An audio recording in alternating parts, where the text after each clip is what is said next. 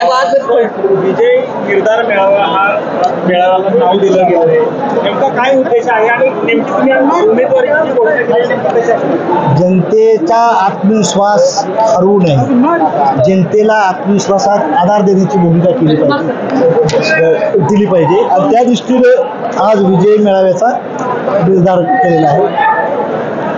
जनतेला काय वाटतं की बाबा हे आपण विजय होतोय का नाही, विजय होतो का नाही ही त्यांची अपेक्षा असते.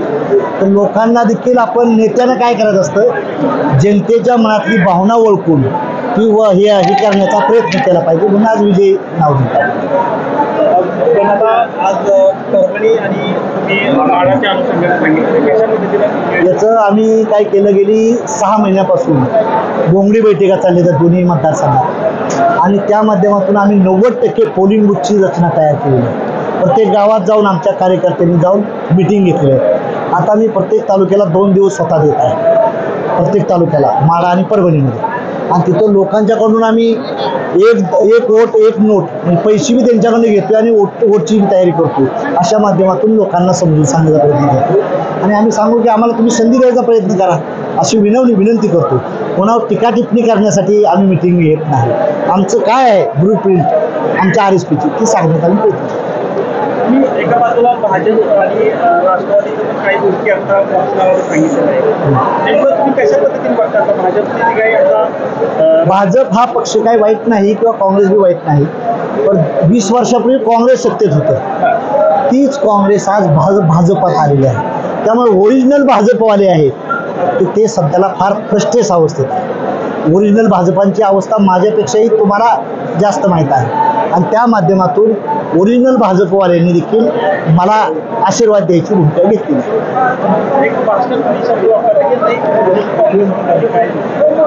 काँग्रेसची लोक भाजपमध्ये घेतली ना साहेब, म्हणजे हेच मला म्हणायचं आहे ना, भाजप आणि काँग्रेसमध्ये फरक नाही असं माझं पहिल्यापासून स्पीच आहे. पण आज मेजॉरिटी सत्ता असताना देखील सारे असताना देखील भाजपमधले मोठे मोठे नेते की ज्याचे वडील मुख्यमंत्री गृहमंत्री स्वतः ते 2 वेळा अशा माणसांना घ्यावं लागते. म्हणजे काय काय काय गणित काय जनतेचा फीडबॅक वेगळा येत असेल ना, म्हणूनच ते निर्णय घेत असतील ना ते लोक.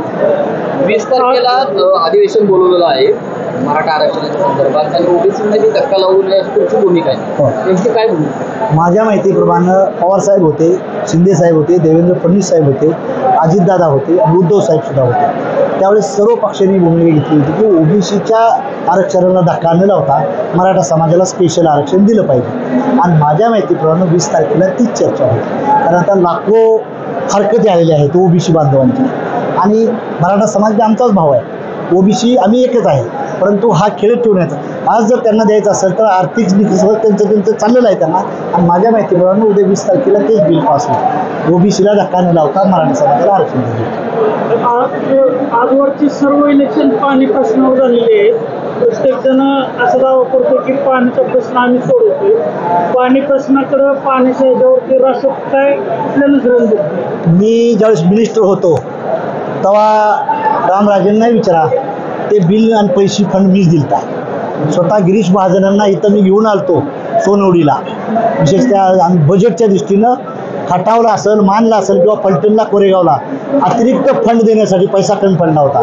त्यावेळेस मी गिरीश महाजन, देवेंद्र फडणवीस, सुधीर भाऊला विनंती करून ती फंड मी दिल्यानंतर रामराजेंनी सुद्धा माझं अभिनंदन केलं.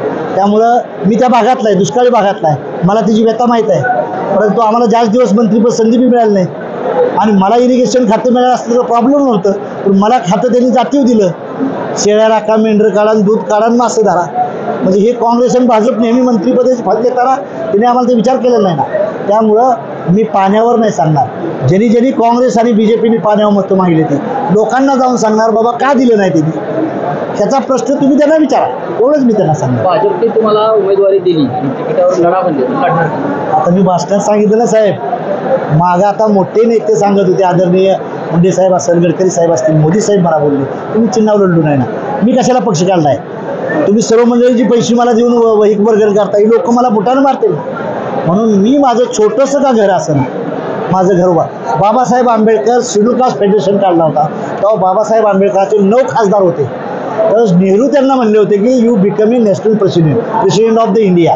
तर बाबासाहेब काय म्हणले, माझी झोपडी आहे ती मला राहू द्या, मी काय तुमच्यात मला तुम्ही पंतप्रधान काय केलं तर मी येणार नाही. म्हणजे हे वाक्य लक्षात ठेवा. म्हणजे आज त्या बाबासाहेबामुळं दलित बांधव असेल व बहुजन समाज असेल इव्हन सर्व समाज असतील त्याला न्याय द्यायची भूमिका स्वतःचा पक्षाचा नेता बाबासाहेब आंबेडकर होता.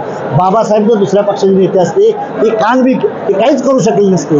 म्हणून आम्ही ठरवलेलं आहे. आणि मला राजकारणात बरंचसं धडा शिकवला काशीराम नावाच्या माणसाने.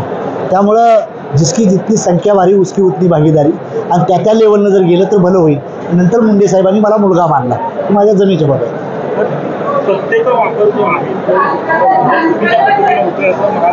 असं मी म्हणत नाही. महाविकास आघाडी नाही जनता म्हणते.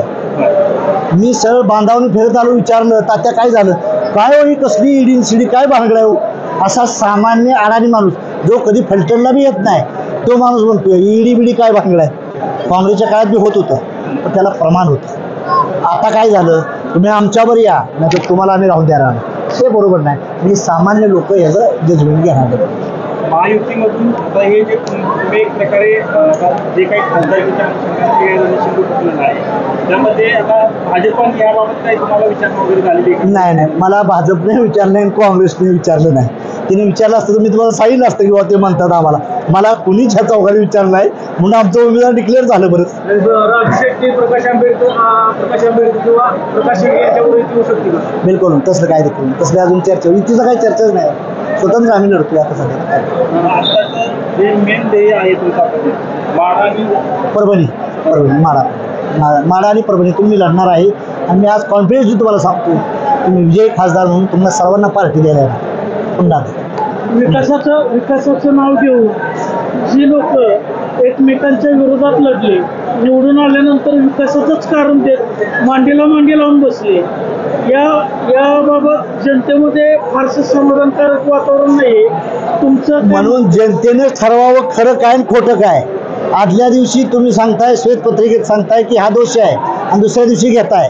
आदल्या दिवशी सांगताय की एवढ्या कोटीचा भ्रष्टाचार आहे आणि चौथ्या दिवशी तुम्ही काय करताय. तर जनतेच्या दरबारात आम्ही न्याय मागायला जाऊ तेव्हा जनता ह्याचं उत्तर देईल. आता मी देणं योग्य नाही. थँक्यू. थँक्यू.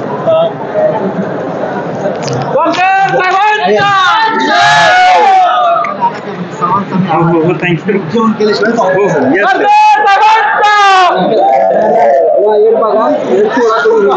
अलीकडे येत ना.